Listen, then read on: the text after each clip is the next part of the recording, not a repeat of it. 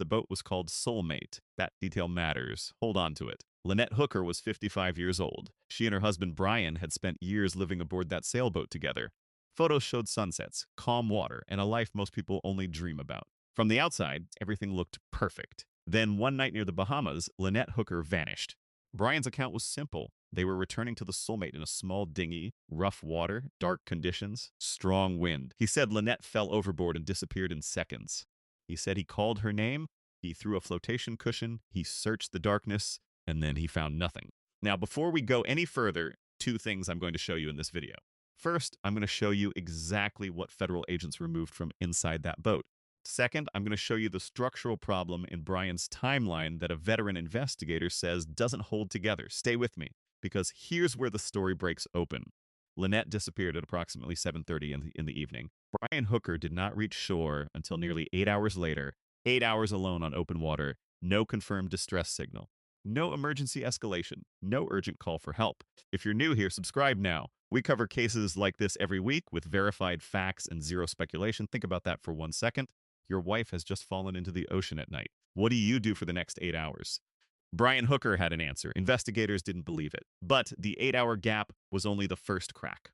Because when investigators finally reached the boat, what they found had nothing to do with the ocean. The evidence. Here's the first thing you need to understand about Lynette and Brian Hooker. They were experienced sailors. This wasn't a vacation. This was their life. Years aboard a vessel, navigating open water, understanding the sea. These were people who knew exactly what risk looked like. So explain this. Neither of them was wearing a life jacket that night. Not during rough weather. Not in the dark. Not on a small dinghy in challenging conditions. Two experienced sailors, and neither one put on basic safety equipment. That detail raised immediate concern among investigators. And it should raise the same concern in you. But the life jackets were just the beginning. The U.S. Coast Guard intercepted the Soulmate near Florida, and they did not treat it like a missing person recovery. They treated it like a crime scene. Tape went up around sections of the vessel. Agents boarded wearing gloves. They searched below deck for hours. And then witnesses reported something that changed everything. Evidence bags were removed from inside the Soulmate. Multiple bags. Carried off that boat by federal agents in the middle of an active investigation. You don't bring evidence bags to a drowning accident. Then came a detail that stopped investigators cold. During the Soulmate's journey toward Florida, an active missing person case, a federal investigation already underway, the vessel's GPS tracking stopped transmitting. The signal went dark, and the ocean search produced nothing. No body, no clothing, no personal items, no physical trace of Lynette Hooker anywhere in the water. Investigators searched. They found silence. We promised you we'd show you exactly what federal agents removed from that boat. Here's the answer, and it matters more than you might expect. The contents of those evidence bags have not been publicly disclosed, but investigators have confirmed they may be central to understanding what happened aboard the Soulmate that night. That's not nothing. That's everything. Federal agents had the boat, they had what was inside it, but no physical evidence could answer the one question at the center of this case. What actually happened on that dinghy? The key question, let's go back to Brian's account, this time with fresh eyes. His version of events sounds reasonable on the surface. Rough conditions, an accident, a terrible night.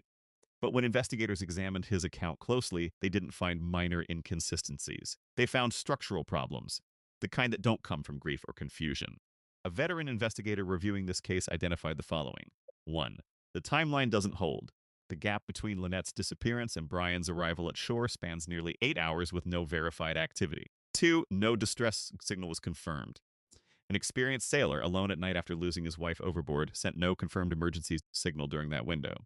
3. The GPS went dark. The tracking system on the Soulmate stopped transmitting during an active federal investigation. That is not a routine technical failure. 4. No physical evidence entered the ocean. Currents, debris patterns, and search efforts produced absolutely nothing. Not one item connected to Lynette was recovered from the water. 5. A second sailboat was nearby. Investigators have been actively searching for another vessel that was reportedly in the area the night Lynette disappeared.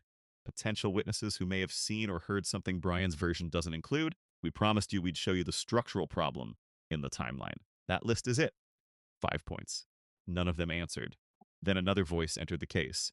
Lynette's daughter came forward publicly. She challenged Brian's account. She referenced past behavior and tensions within the relationship.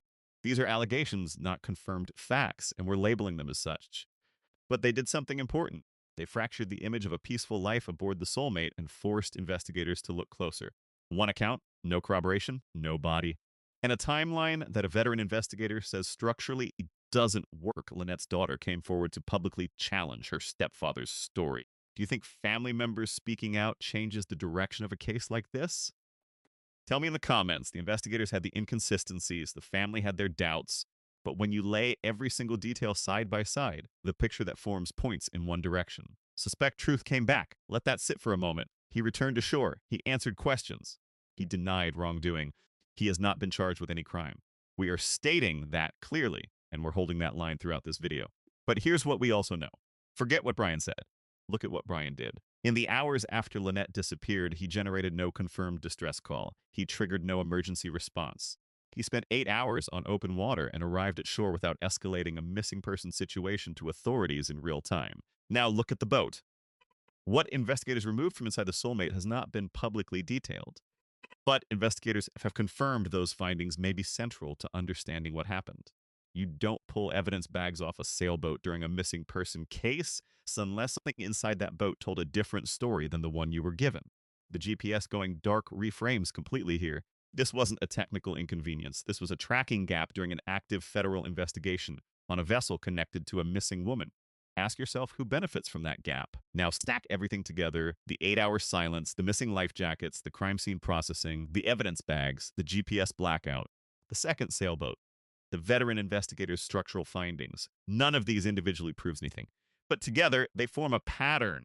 And patterns are exactly what federal investigators are trained to read. Subscribe and turn on notifications. When this case breaks, and you'll want to be here first. Brian Hooker has denied everything and has not been charged. But based on everything you've just heard, what do you think happened on that dinghy? Tell me below. Brian Hooker came back. The Soulmate came back. The evidence bags came back. Lynette Hooker did not. The unresolved, her name was Lynette Hooker. She was 55 years old. She loved the water. She built a life on it. She wasn't a case number or a headline or a detail in someone else's timeline. She was a woman who deserved to come home. She hasn't. No body has been recovered. No confirmed physical evidence places her in the ocean that night. No closure exists for the people who loved her. The investigation is active. The case is still open. And the next development may determine whether this stays a disappearance or becomes something far more serious. We don't speculate here. We don't fill silence with theory. But we also don't pretend the silence isn't deafening. Lynette Hooker is still missing. The Soulmate is in federal hands. And the central question of this entire case has never changed. Did Lynette Hooker enter the water at all?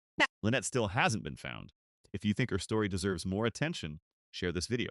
The only thing keeping cases like this alive is people refusing to let them go quiet. Subscribe now. Turn on notifications. When this case moves, and we will be the first to cover it. Lynette Hooker, still missing, still waiting to be found.